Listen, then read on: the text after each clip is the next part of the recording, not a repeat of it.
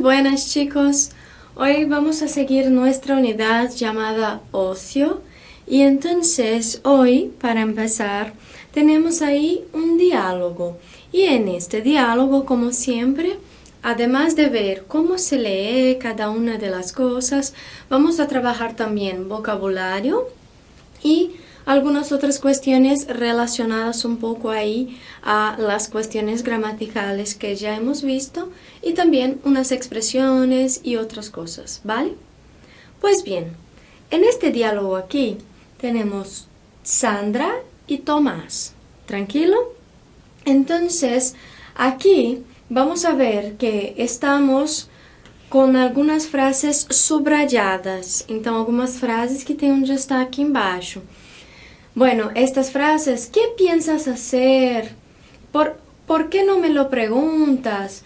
Então são frases que nós vamos utilizar no dia a dia para propor algum plano para alguém, ou então para dar uma sugestão de que se faça outra coisa de acordo com isso.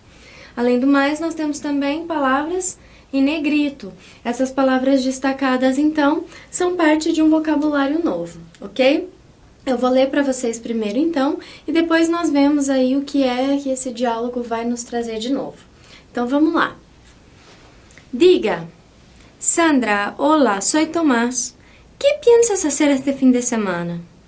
Pues no sé.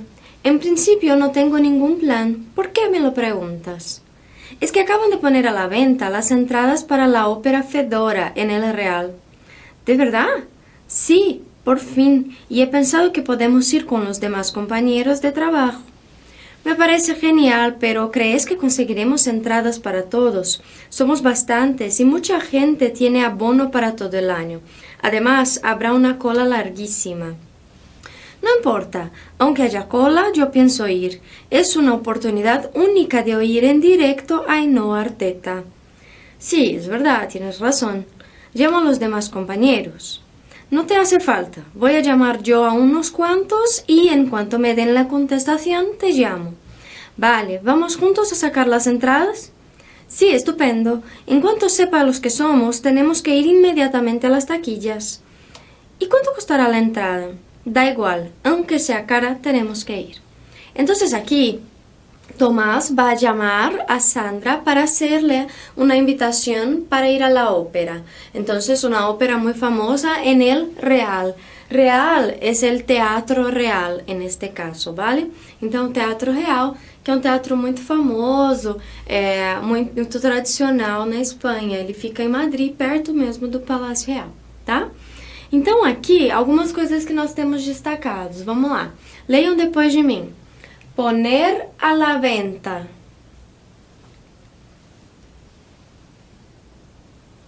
Perfeito. Então, poner a la venta é isso mesmo, é colocar à venda, ok? Então, quando começam a vender as entradas, se colocam as entradas à venda, os bilhetes, os ingressos, né? Então, aqui, entradas. Perfecto, chicos. Entradas, entonces, como en portugués, ¿verdad? Aquí, repetir, ópera. Muy bien, también igual que al portugués. Otra palabra que tenemos aquí, entonces, destacada es abono. Repetid, abono. Muy bien. O abono, nesse caso aqui, nós estamos falando de... é uma espécie de compra que você vai fazer para algumas questões culturais lá na Espanha, e daí você vai pagar uma mensalidade e você tem direito a frequentar esses espaços culturais, tá? Você tem também, por exemplo, um abono para os parques de atrações, então para os parques de diversão, no verão você consegue comprar, é um cartão, tá? É um cartão que você vai comprar e pagar por mês, ou então você paga todo de uma vez, um valor fechado. Isso vai depender muito do setor, se é turismo, se é cultura, enfim. E aí, dependendo do valor que você paga, você tem direito a usufruir de alguns lugares, de algumas apresentações, tá? Então, esse é o abono nesse caso. Depois aqui, oportunidade única. Perfeito. Então, como em português também nós dizemos, isso é uma oportunidade única, ok? De fazer algo. Nesse caso, de ver aqui, então, uma grande cantora lírica, né? Que é Ainhoa Arteta, ok?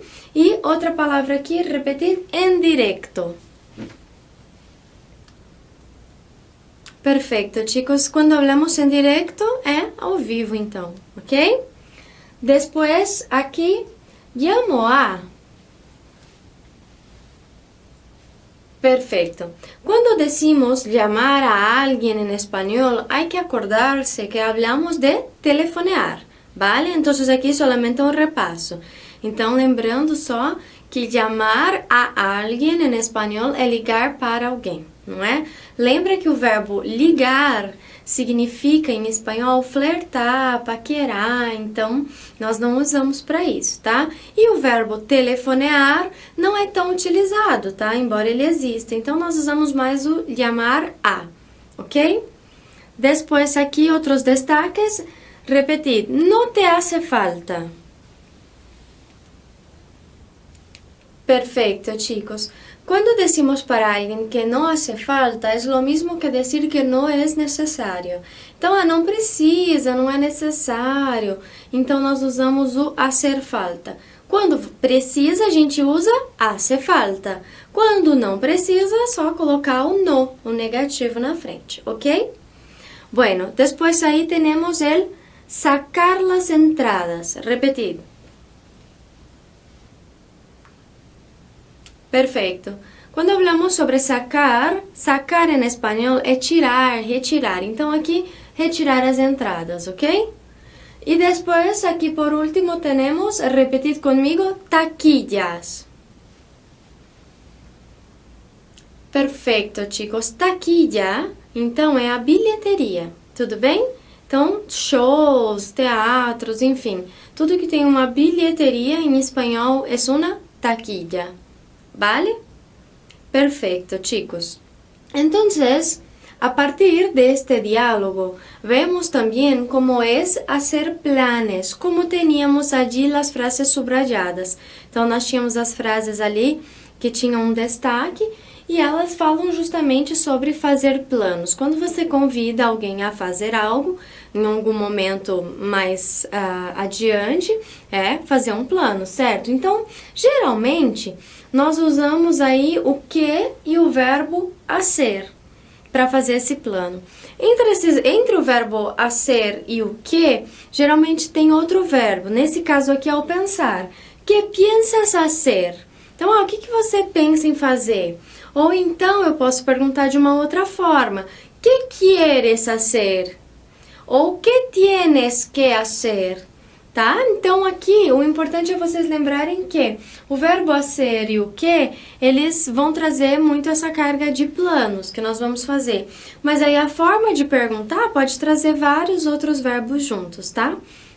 Então, nesse caso, que piensas hacer este fim de semana? E a resposta, não tenho nenhum plan, me gustaría descansar. Então, plan é plano em espanhol, ¿ok? ¿Sí?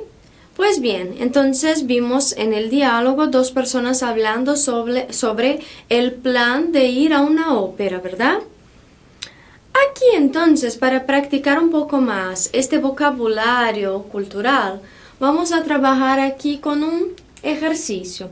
El ejercicio pide que vosotros completéis con las siguientes palabras. Son palabras que tienen relación con teatros, con cine, ¿vale? Vamos a repetir estas palabras. Repetid conmigo. Telón. Perfecto, chicos. Telón, ainda que pareça telão em português, não é isso, tá? Telón em espanhol é cortina, ok? Não cortina de casa, cortina do teatro, cortina do cinema, que seja, mas aquilo ali que nós chamamos cortina é telón, ok? A tela nós chamamos pantalla. Deixa eu escrever aqui para vocês, ó. Pantalla. É assim que se escreve. Então, la pantalla é a tela. E a cortina, Quando se fecham as cortinas no teatro, se cierran los telones, ¿está bien? Después, repetid conmigo, entrada. Muy bien, ya hemos visto que como en portugués. Escenario.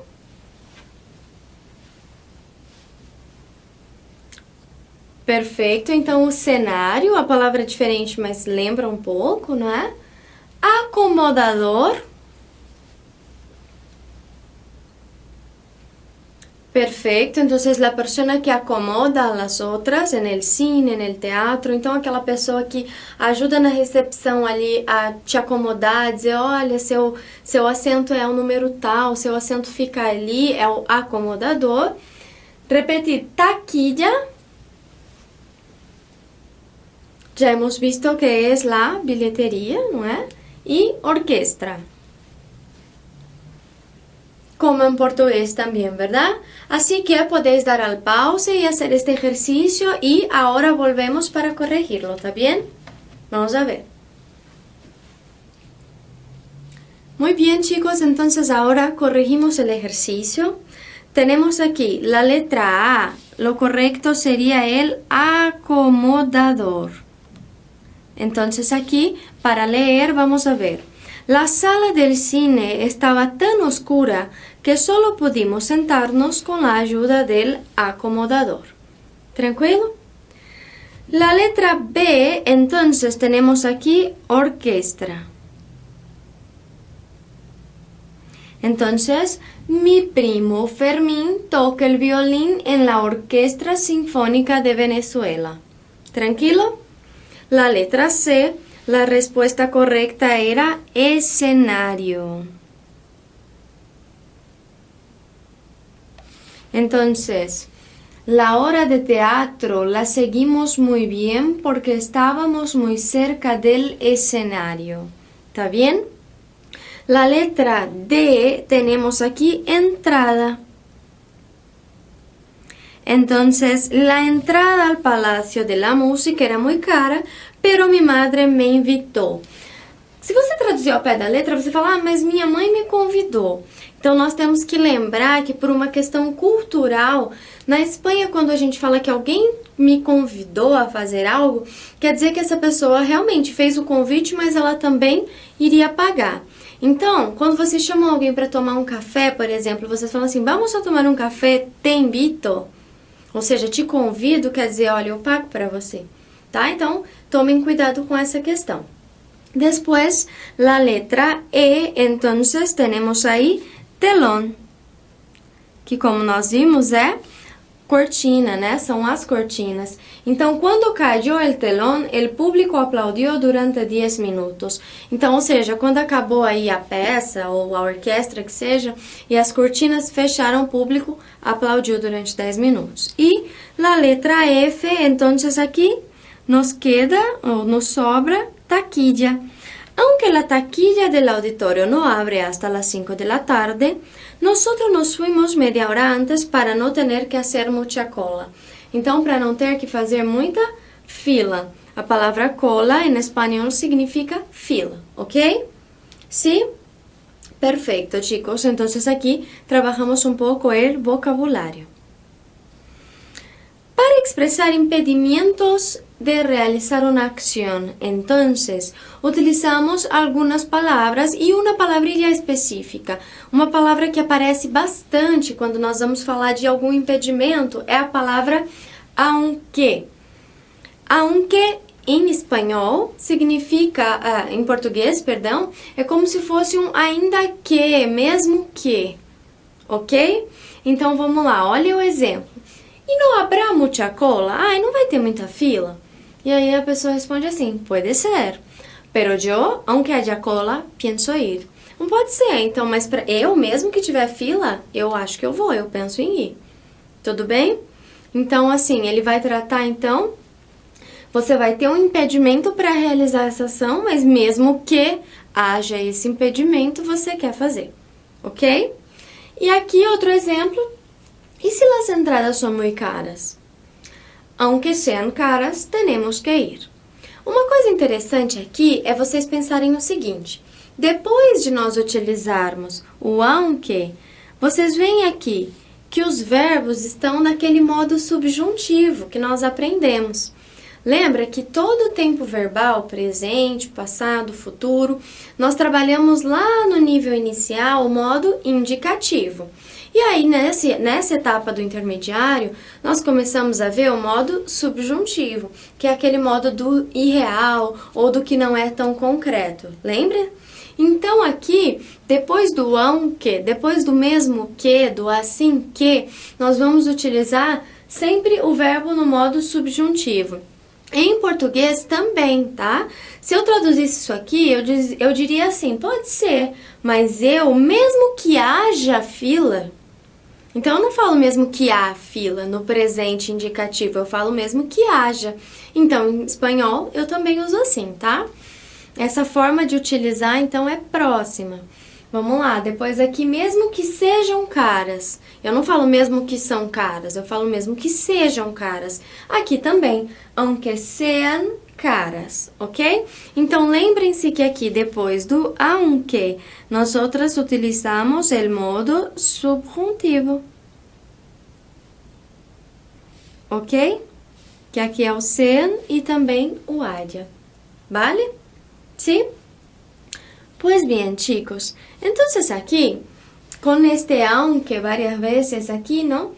Vamos a relacionar entonces la columna de números con la de letras y formar algunas frases que hablan de este impedimento de realizar una acción, ¿vale? Entonces, podéis dar al pause ahí, por favor, para hacer el ejercicio.